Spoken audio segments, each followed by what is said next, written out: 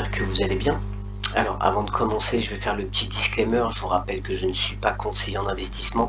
Je vous présente juste mes investissements et l'évolution de ces investissements chaque mois au fil du temps. L'objectif est tout simplement d'avoir des revenus passifs assez importants dans quelques années pour pouvoir me dégager une sorte de salaire ou éventuellement arrêter de travailler.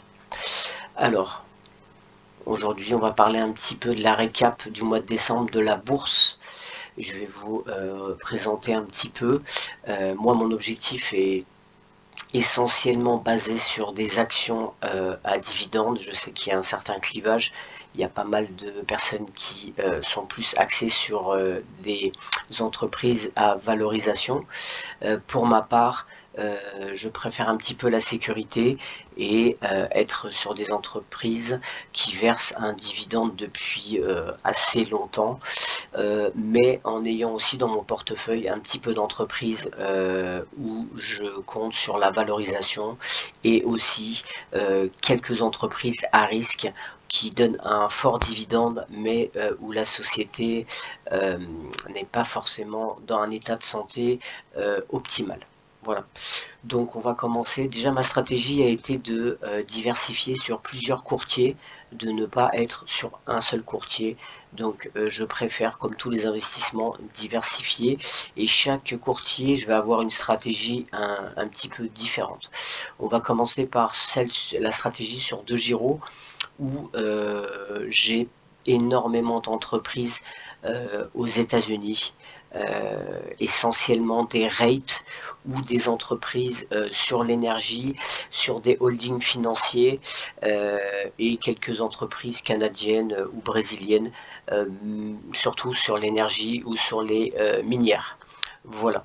Donc on peut voir un petit peu, hein, là vous pouvez avoir un petit peu des entreprises qui peuvent être comme celle-là, qui ont des très bons rendements, mais qui peuvent être assez risquées, comme Dinex Capital, évidemment ExxonMobil ou Total, qui font un carton et qui versent un dividende très intéressant.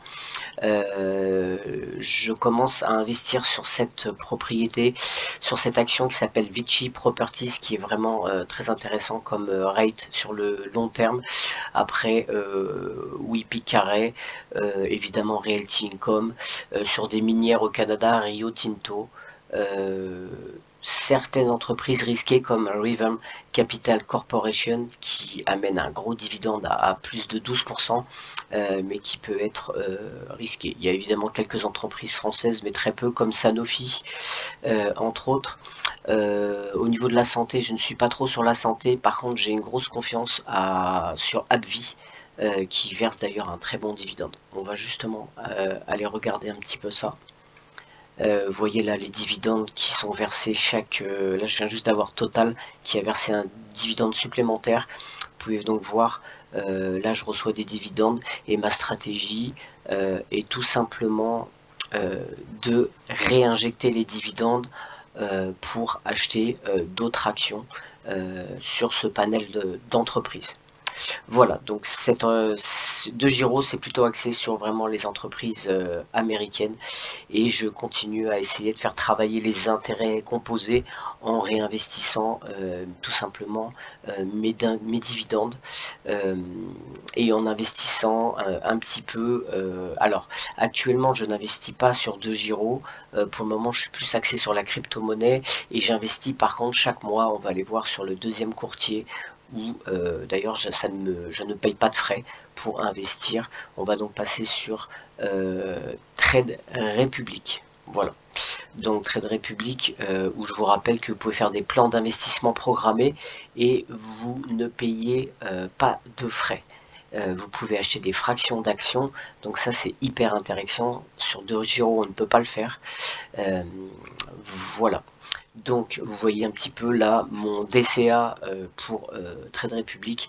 Tout simplement j'investis chaque mois 20 € là sur Tesla, 20 € sur LVMH, American Tower 20 €, Air Liquide qui je trouve vraiment une super société 20 €, Hermès 20 €. Vous voyez que ces entreprises ont des dividendes moins intéressants que celles que j'ai mis aux États-Unis.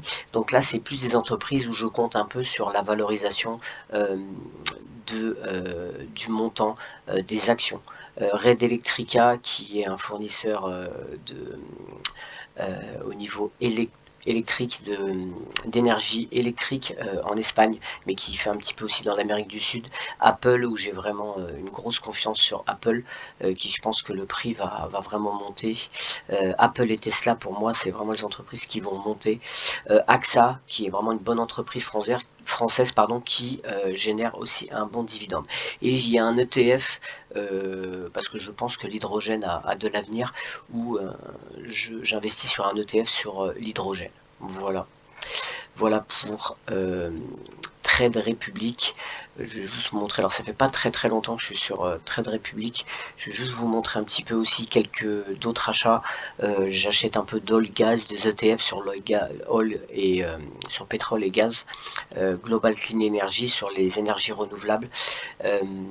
Voilà, sur les marchés émergents, j'achète aussi en Inde aussi sur les marchés émergents sur le long terme quelques obligations chinoises, MCI China, China Water Affairs, un petit peu où là je me positionne sur tout simplement des entreprises, des ETF qui sont sur la blockchain. Pour moi c'est l'avenir, donc voilà, vous avez quelques entreprises qui sont basées sur plusieurs entreprises de technologie blockchain, voilà, comme MineHub Technology. Vous avez aussi Crypto Blockchain, voilà. Donc je commence un petit peu à investir aussi sur ces ETF et sur ces secteurs là, voilà. Donc voilà pour Trade Republic. J'ai aussi eToro, où actuellement j'ai investi et je m'en sors bien. Je suis toujours dans le positif malgré un petit peu la crise boursière. Là j'ai investi beaucoup dans des entreprises dans le secteur pétrolier et toujours des actions à dividendes, comme vous voyez Realty Income, Carré, Main Street, AT&T. Là où je suis pas gagnant pour l'instant, c'est sur les ETF sur l'or, comme vous voyez là, SPDR Gold, Sprott Physical Gold, mais je pense que sur le long terme ça va monter. J'ai quelques petites actions sur Carrefour, Blackstone qui est une très bonne entreprise, là sur la santé, Coca-Cola bien sûr un tout petit peu, quelques ETF sur les dividendes actuellement. Voilà. Voilà un petit peu pour eToro. Faites bien attention sur eToro, il y a quand même des frais cachés. N'achetez pas de crypto, sinon vous allez voir, ils vont vous ponctionner chaque jour des frais de garde. Pareil, si vous faites un petit peu de trading, faites bien sur les CFD, etc. Faites bien attention. Pour ma part, je ne fais pas tout ça, mais je n'ai pas de frais. Voilà, donc c'est intéressant, mais faites bien attention, faites bien vos recherches sur DeGiro, sur les modalités des frais. Il y a des frais, on va dire pas forcément cachés, mais qui sont écrits en petit. Voilà un petit peu pour tout simplement la bourse. Je vous rappelle que c'est sur le long terme. Ma stratégie est plus sur tout simplement du dividende et quelques actions à valorisation, mais l'objectif est vraiment les intérêts composés et le long terme. Voilà.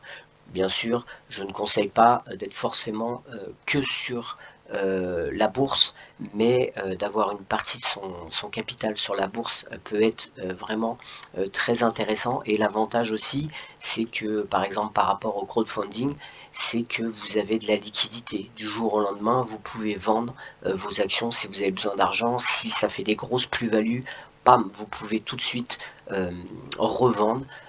C'est vraiment bon, bien sûr, en déclarant les plus-values, hein, bien sûr, mais c'est vraiment hyper intéressant de ce côté-là au niveau de la liquidité. Et bien évidemment, quand il y a des chutes de certaines actions, ça peut être intéressant d'acheter. Comme pour ma part, pour l'instant sur Tesla, je pense que c'est assez intéressant, ou même Apple, de pouvoir acheter quelques actions. Voilà, et bien écoutez, c'est tout pour cette vidéo sur la récap de décembre sur la bourse. Je vous rappelle que j'ai un Telegram et un Discord où vous pouvez avoir quelques actualités sur la bourse, sur la crypto-monnaie bien sûr, et sur l'économie en général. Voilà, et bien écoutez, je vous souhaite une bonne journée et à très bientôt. Ciao.